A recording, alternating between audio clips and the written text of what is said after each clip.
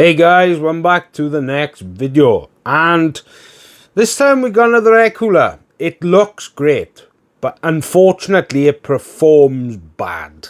Let's check it out, shall we? Okay, so this is the Gamemax Sigma 550 Infinity. They are claiming 220 watts. We will definitely see that. So let's open it up, have a look at the actual cooler itself. So very similar to the other one. Obviously it's got the installation, but here this will just show you, and this will just show you how to install it on AM4 and AM5, because it does support both. Yes, so it just tells you how. The accessories, let's have a look. Right here, exactly the same as the other Gamemax air cooler. I like the yellow accents, that's quite nice, it's different. Now, oh, okay. Now, I like that, that is cool. An infinity mirror on top. The only problem is with all the cables, but it's got 4-pin and it's standard ARGB, which I'm all for.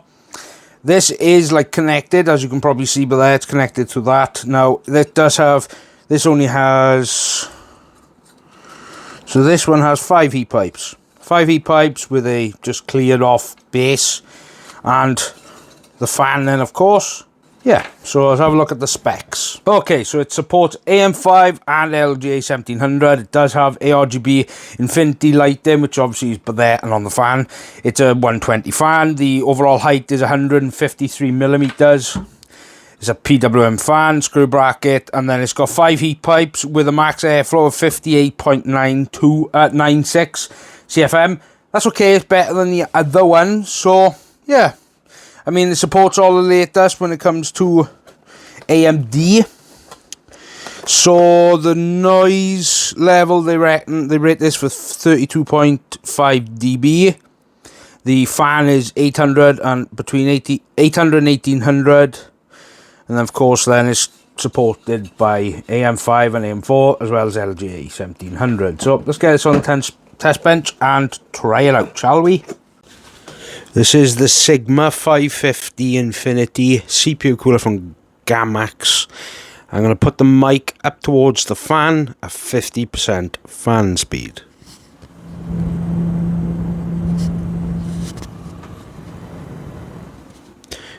Very quiet at 50%.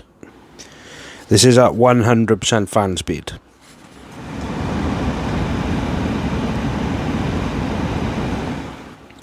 Yes, it is more audible, but it's not loud.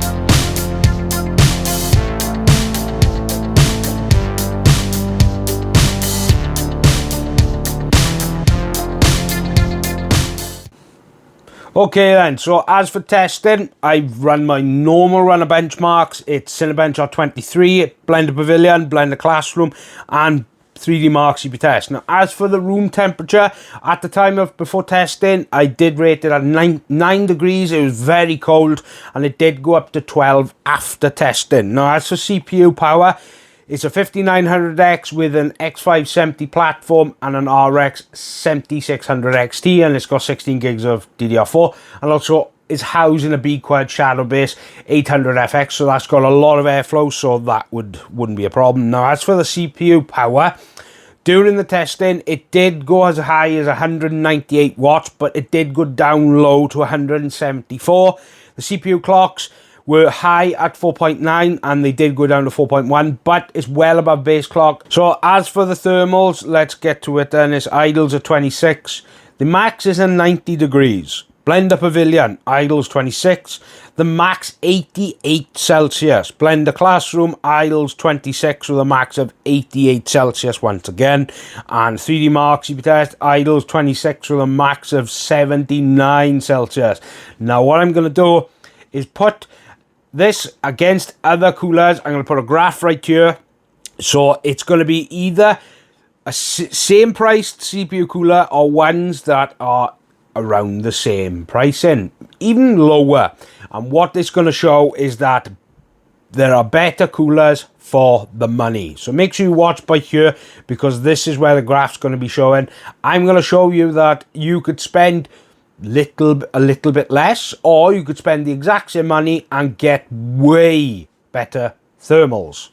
Well, what did you guys think of that? Now, what I'm going to tell you is that, well, you can probably see it in my face. Now, this cooler, okay, yes, it looks good, okay? I like the infinity mirror, but that's not specifically for this cooler. I like the infinity mirror in general, on any product. That's a CPU cooler, an AIO, or fans. I like that general effect, okay?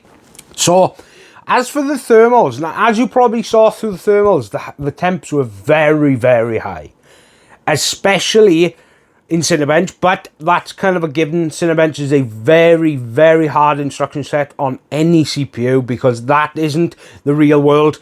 So remember that when I test Cinebench, it isn't anything to do with gaming, okay? Because in gaming, never will it utilize the full CPU to its potential. Yes, games are starting to utilize more cores, but trust me, Cinebench is such a hard instruction set on any CPU. It's not relative to gameplay, because you can't really say which one is the best, because you can't, because Cinebench is an instruction set benchmark, and gameplay, it's not relevant, because it's never going to hit it that much. But as for Blender, oh, I tell you, these are the highest temps I've ever had in Blender, especially Classroom. 88 Celsius in Classroom. When I was testing it, I was like, oh my word, I just couldn't believe it, because this is £30. £30 for this, and this can't even handle a 5900X, which according to them, this has a 220 TDP rating. So that's completely crap, because clearly it's not, because my CPU, the 5900X, okay, I tested this with Cinebench, okay, I had to stop testing before the 4-minute mark, because my CPU started, once it hits 90, my motherboard starts heating up everything, and just for my processor's sake, I got to stop the testing. I'm not willing to kill my CPU for a cooler. I'm sorry, but I'm not going to, and I shouldn't have to. This hit 90 degrees, and that was it. I stopped all testing. Within 3.5 minutes, it hit 90 Celsius. So that says a lot how bad it is. Don't buy it. Just buy something else, okay? There's loads of different air coolers. Thermalright, I know I always mention them, but it's because I've reviewed so many of their coolers, and the value aspect is amazing. They do some fantastic coolers. Even Arctic Freezers, the 36 one, that cooler performs better than this, much better, and it's still a single tower. Yeah, that one comes with 2 fans, but still, it still performs better, and it's cheaper. You can get that on sale right now on Amazon. So I'm going to leave a link for different coolers down below. I'm not going to leave a link for this one, because this one is just absolute dreadful. You should not buy this.